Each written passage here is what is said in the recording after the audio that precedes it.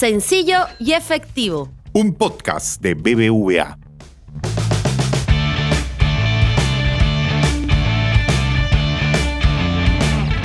Hola amigos, espero que todos estén muy bien. El episodio de hoy se centrará en la economía peruana. Vamos a hablar de crecimiento, también por supuesto de proyecciones para el año 2022 y 2023, así como del tipo de cambio y la inflación, que son temas muy relevantes para nuestro país. Antes de entrar en el detalle, me gustaría saludar a Mercedes Castro, nuestra compañera hoy en la conducción de este episodio. Hola Meche, ¿cómo estás? Hola Nelson y hola a todos los oyentes. Pues si bien volvemos con temas de economía, en momentos agitados y retadores como los que vivimos, es esencial estar informado para tomar mejores decisiones. Por eso, como dices, hablaremos acerca de las últimas proyecciones ajustadas para el país, pero también traemos información sobre qué está pasando y qué pasará con los índices de pobreza, la inflación y el comportamiento del tipo de cambio. Temas claves que a todos nos interesa. Así es, Mercedes, ¿y quién mejor para compartir esta información que el economista jefe para Perú de BBVA Research, Hugo Perea, quien nuevamente nos visita y con quien repasaremos los puntos principales del informe Situación Perú, publicado este mes? Perfecto, Nelson. Entonces vamos de una vez con la entrevista.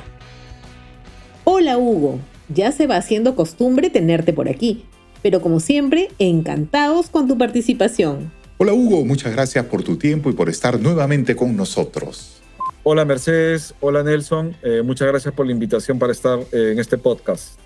Hugo, en el reciente informe Situación Perú se dice que la economía peruana, tras avanzar 3.5% en el primer semestre de 2022, cerrará el año con una expansión de 2.3%. Es decir, la economía continúa desacelerándose. ¿A qué se debe esta situación? ¿Cuáles crees que serían las consecuencias de ello y qué podemos esperar para el próximo año? Gracias por tu pregunta, Nelson. Efectivamente, en la primera parte del año la economía creció 3,5%, pero al inicio del tercer trimestre, con el dato de julio, se vieron signos de desaceleración. La economía solo creció 1,4% en el séptimo mes del año. En general estamos esperando desaceleración para la segunda parte del año por los siguientes factores. En primer lugar, se está disipando el efecto rebote, ¿no? Esa aceleración transitoria que están teniendo algunos sectores porque su recuperación venía rezagada, ¿no? Entonces, eso está contribuyendo a mostrar una cifra algo más positiva. Pero ese efecto se está disipando. En segundo lugar, tenemos el desempeño que han tenido algunos sectores extractivos, como por ejemplo la minería, que ha sido negativo en general en lo que va del año. Y en tercer lugar, condiciones externas que se están deteriorando. El entorno internacional sugiere que habrá menos crecimiento en los próximos meses y tasas de interés más altas, lo que obviamente afecta también el desempeño de la economía peruana. Lo que sí dará soporte, es lo que estamos anticipando, es la entrada en operación de Quellaveco, ¿no? Este gran megaproyecto minero que estimamos este año producirá unas 100,000 toneladas métricas de cobre, ¿no? En el balance nos debería dar un crecimiento de 2,3% para el presente año. Para el siguiente año estamos esperando un crecimiento de 2,5%. Será un año también complicado, muy retador, porque las condiciones externas todavía se espera que se deterioren algo más. Pero de otro lado, vemos soporte por la minería. La minería el próximo año estamos estimando crecerá 8,5%. Y hacia adelante estamos esperando, más allá del 2023, que la economía peruana crezca alrededor del 2,3% en promedio anual. También han comentado que los niveles de pobreza crecerían en el país en lo que queda del año y se observaría un comportamiento similar en el siguiente. ¿A qué nivel estaría llegando en porcentaje la pobreza y qué factores estarían impulsando este escenario? Además, ¿qué se necesitaría para poder reducir esta tasa? Muy buena pregunta, Mercedes. A ver, en términos de tasa de pobreza, de porcentaje de la población que vive por debajo de la línea de pobreza, lo que estamos viendo en general, más o menos es que se mantendría estancado esa cifra, alrededor del 26% de la población viviendo por debajo de la línea de pobreza. Esto se explica porque nuestras perspectivas de crecimiento son relativamente bajas, ¿no? Estamos hablando de niveles alrededor del 2,3%. Para ponerlo en contexto, en el auge que tuvimos entre el 2002 y el 2013, la economía peruana creció a un ritmo promedio de 6,3%. A ese ritmo de 6,3%, la caída de la pobreza fue sustancial. En el 2004, más o menos, la tasa de pobreza cayó de niveles 55% a niveles de 20 y 21% en el 2019. Pues en un periodo relativamente corto hubo una caída de más de 35 puntos porcentuales de la pobreza, ¿no? El avance fue realmente importante.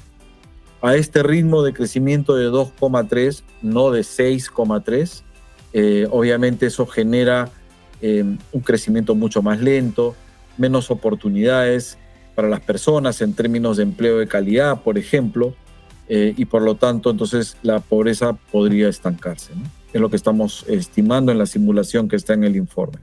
Entonces lo que hay que hacer es acelerar el crecimiento. Ya lo que requerimos es más inversión, hacer algunas mejoras también que permitan obtener más competitividad y productividad para la economía, más inversión en capital humano, en educación, etcétera, ¿no? Entonces, y lamentablemente no, en este momento no estamos viendo una agenda clara en ese sentido, ¿no?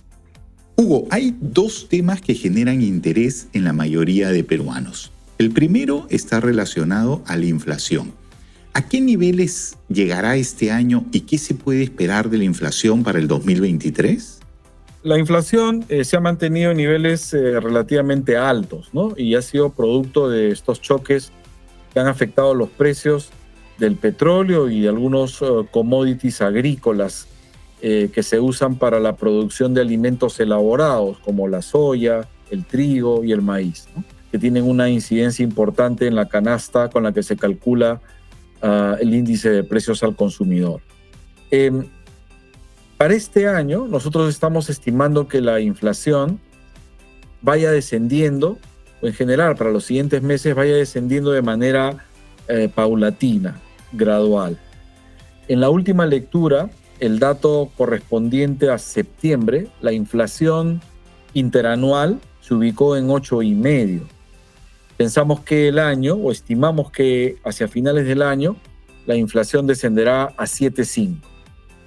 Es un descenso gradual en un entorno en donde vemos cierta inercia para que la inflación descienda. Por ejemplo, los precios de los commodities agrícolas o del petróleo ya no están mostrando el descenso que en algún momento revelaron en el segundo trimestre de este año, ¿no?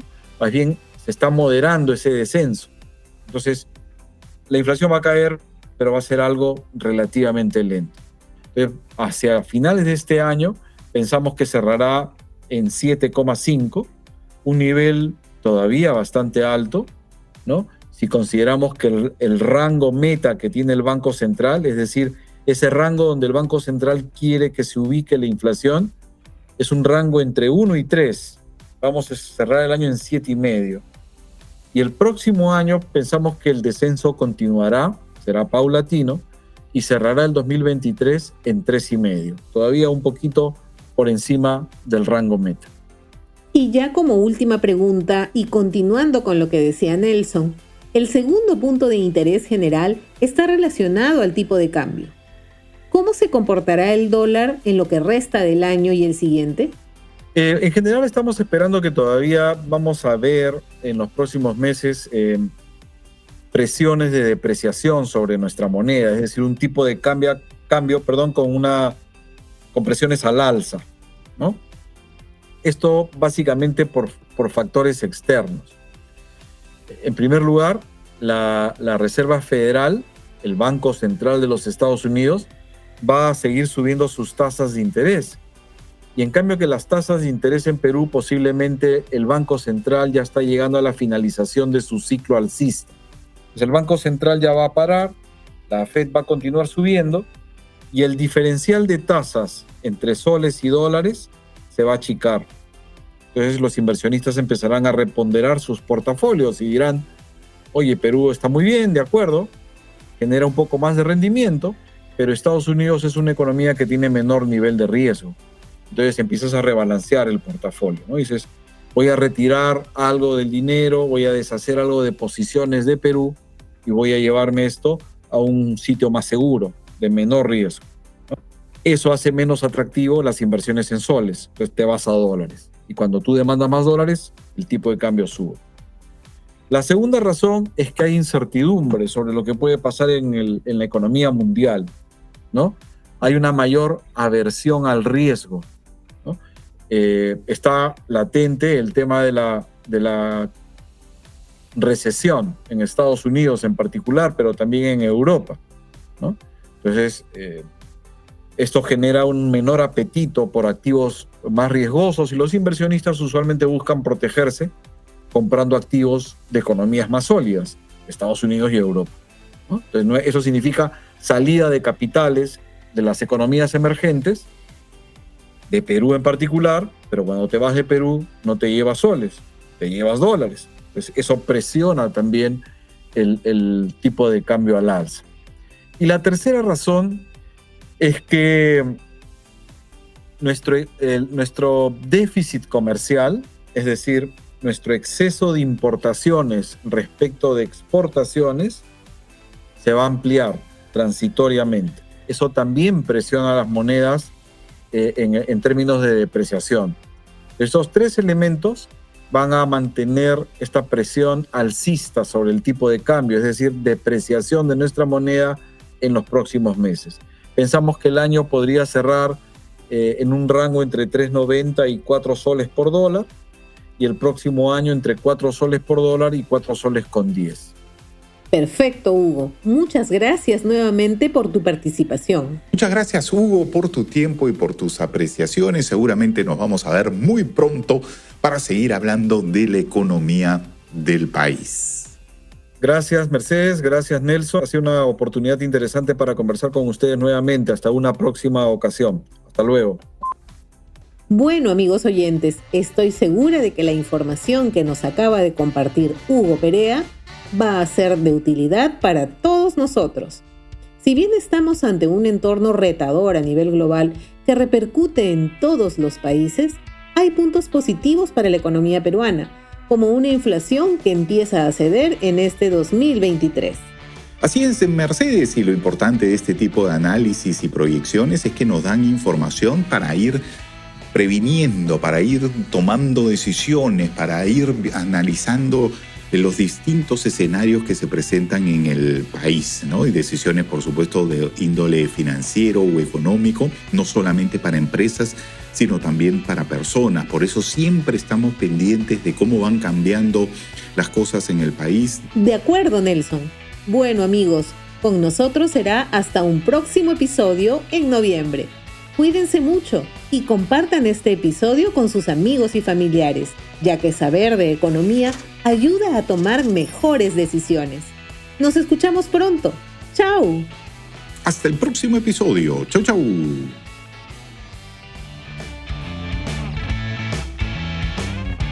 Recuerda que puedes suscribirte a todos los podcasts de BBVA en iVoox, Apple Podcasts, Spotify y Google Podcasts.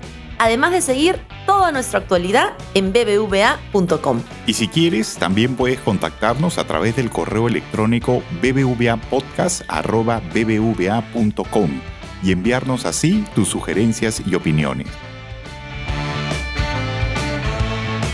Sencillo y efectivo.